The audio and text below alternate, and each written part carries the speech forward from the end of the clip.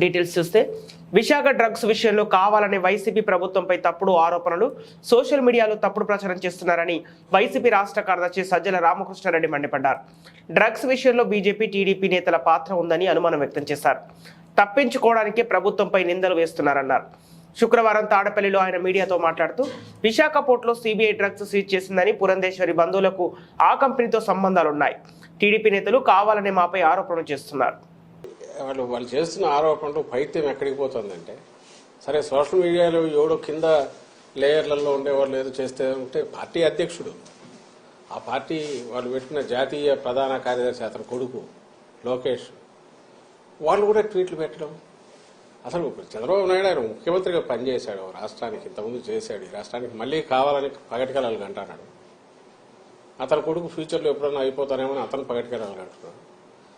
ఆ బుద్ధి అన్నా ఉండాలి, కొంత ఇంగితం ఉండాలి కదా. ఏం మాట్లాడుతున్నాము, ఏ స్థాయి వ్యక్తులము, మాట్లాడే ముందు మా స్థాయి కన్నా ఇది సరిపోతుందా, ఫ్యాక్ట్స్ ఏంటి, ఫ్యాక్ట్స్ లేదు మాట్లాడకూడదు అనే కనీస జ్ఞానం, కనీసం ఇంగితం అన్నా ఉండాలిగా.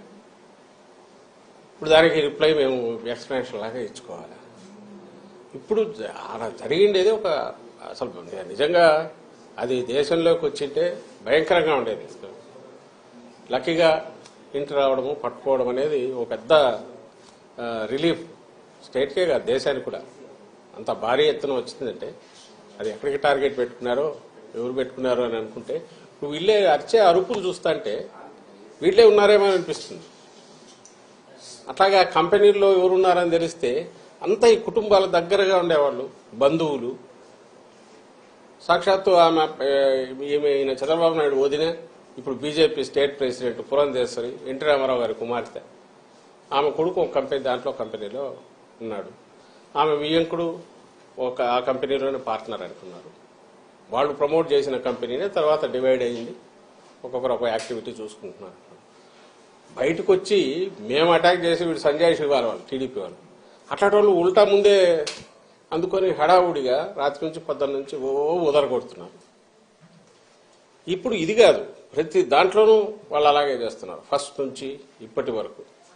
ఇది మళ్ళీ ఎన్నికలకు పోతున్న సమయంలో దీన్ని తీసుకొచ్చేసి మా మీద బండ వేస్తే మేము ఇది చేయాలి. ఇది ఖచ్చితంగా మేము అనుమానించేది, ఇది ఒక పెద్ద రిలీఫ్ దొరకడం అనేది. అదే గన ఊహించలేకపోతున్నాం, అది గన తప్పించుకొని బయటకు వచ్చింటే ఇది ఖచ్చితంగా టీడీపీకి సంబంధించిన నాయకుల రోల్ ఉందని గట్టిగా అనుమానిస్తున్నాం. మామూలుగా అయితే రిలీఫ్ ఫీల్ అయ్యేవాళ్ళం, అయితే వాళ్ళ ఉలికిపాటు చూస్తుంటే, వాళ్ళు దాన్ని తెచ్చి మా మీద వేయాలని చూస్తుంటే, ప్రభుత్వం మీద వేయాలని చూస్తుంటే, వైఎస్ఆర్ కాంగ్రెస్ పార్టీ మీద నింద వేయాలని చూస్తుంటే ఇప్పుడు అనిపిస్తుంది వీళ్ళు తప్పించుకోవడానికే మా మీద నింద వేస్తున్నారని. దీని వెనక ఖచ్చితంగా చంద్రబాబు నాయుడు, ఆయన కొడుకు, ఆయన వదిన పురంధేశ్వరి, వాళ్లకు సంబంధించిన వాళ్ళు, ఆ గ్యాంగ్ ఎవరో ఉన్నారనేది గట్టిగా అనుమానిస్తున్నాం. ఆ మేరకు కన్సర్న్డ్ ఏజెన్సీస్ కూడా మేము పిటిషన్లు పెడుతున్నాం. ఐ థింక్ సిబిఐ యాంగిల్లో కూడా చూడాలని మేము భావిస్తున్నాం. సార్ అంటే ఈ రోజు డ్రగ్ కేసు, టెస్ట్ కేసు చూస్తా ఉంటే టీడీపీ వాళ్ళతో లింక్ అప్ అయిన ఫోటోలన్నీ కూడా బయటకు వచ్చినాయి. మొన్నేమో పవన్ కళ్యాణ్ ఆంధ్రప్రదేశ్ ని డ్రగ్ క్యాపిటల్ గా మార్చేసిన ఆయన. వీళ్ళు గ్రౌండ్ ప్రిపేర్ చేసుకుంటున్నారు. మీరు గమనిస్తే డ్రగ్ రిలేటెడ్ గంజాయి, మన స్టేట్ లో అంటే గంజాయి మెయిన్, దాని మీదనే ఉండేవాళ్ళు. ఇంతకుముందు టోకెన్ గా ఎప్పుడన్నా జరిగేవి, నామకా వస్తే దాడులు జరుగుతుండేవి, తగలబెట్టేవాళ్ళు. మీరు గమనిస్తే ఉమ్మడి స్టేట్ లో అట్లాగే ఉండేది. అలా ఇంకా టీడీపీ హయాంలో అయితే అది మామూలు మన పంట మాదిరి పండించినారు. అప్పట్లో టీడీపీ నాయకులే ఒకరి మీద ఒకరు అలిగేషన్స్ కూడా చేసుకున్నారు. ఉత్తరాంధ్రలో వాళ్ళ కన్సర్న్లోనే జరుగుతుంది. 100 కోట్లు సంపాదిస్తున్నారు, 1000 కోట్లు సంపాదిస్తున్నారని చూస్తున్నట్టు చంద్రబాబు నాయుడు కూడా వదిలేస్తున్నారు. ఈ మా గవర్నమెంట్ వచ్చాక, జగన్మోహన్ రెడ్డి గారి గవర్నమెంట్ వచ్చాకనే నాట్ ఓన్లీ ఆ సాగును ధ్వంసం చేయడమే కాకుండా ప్రత్యామ్నాయ జీవనోపాధి కూడా కల్పించి అట్రాక్టివ్, ఆకర్షణీయమైంది. ఎందుకంటే దాంట్లో వచ్చే తక్కువ కష్టానికి ఎక్కువ ఫలితం వస్తుంది కాబట్టి దానికే అలవాటు పడి ఇంకా వేరే వైపు చూడని అటు ఆ ప్రాంతం ప్రజలందరికీ కూడా, అదిలో సరిహద్దు ప్రాంతంలో ఉండే వాళ్ళందరికీ ప్రత్యామ్నాయ పంటలు చూపించింది మా ప్రభుత్వం.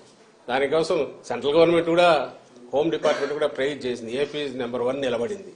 ఏది ఈ ఆపరేషన్ పరివర్తనని, ఆపరేషన్ నవోదయం అని.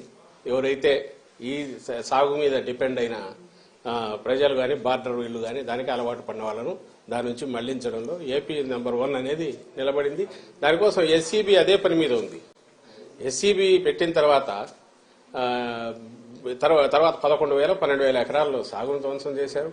అంతటితో మళ్ళీ వాళ్ళు దాని వైపు పోకుండా different crops, alternative crops, remunerative crops ను అక్కడ ప్రమోట్ చేసి వాళ్లకు జీవనోపాధి కల్పించి అది కన్సిస్టెంట్ గా నడుస్తుంది. ఉక్కుపాదం అంటే రియల్ సెన్స్ లో మోపడమే కాకుండా ఆ ప్రజలు మళ్ళీ సర్వైవ్ అయి బాగా ఎదగడానికి అవసరమైన ఏర్పాట్లు కూడా చేసింది ఈ ప్రభుత్వం. అలాగే ఈ కంపెనీ ఏది చెప్తున్నారో ఆ కంపెనీ తప్పుడు పనులు చేస్తే యాక్షన్ తీసుకుంది ఈ ప్రభుత్వం, మా జగన్మోహన్ రెడ్డి గారి ప్రభుత్వం, వైఎస్ఆర్సీపీ ప్రభుత్వం. ఇప్పుడు ఇంపోర్ట్ చేసుకున్నారు, డ్రగ్ ఇంపోర్ట్ చేసుకున్నారు, డ్రగ్స్ దొరికి ఆయన కంటైనర్కి సంబంధించిన కంపెనీ. ఇటు చూసేది ఈ వైపు నుంచి డ్రగ్స్ ను వాడకాన్ని తగ్గించడానికో గంజాయి సాగును అసలు ఎరాడికేట్ చేయడము, వాళ్ళు మళ్లీ ఆ వైపు చూడనవసరం లేకుండా రెమ్యూనరేటివ్ ఆల్టర్నేటివ్ ఇది మన క్రాప్స్ వాటిని వాళ్ళకి అలవాటు చేయడము, ఇది జరిగి కన్సిస్టెంట్ గా పోతుంది. ఎవ్రీబడికి మీరు మీడియా కూడా కవర్ చూడొచ్చు, పోయి వస్తున్నాయి కదా స్టోరీస్. బార్డర్ లో కట్టుదిట్టం చేశారు, స్పెషల్ ఏజెన్సీని పెడితే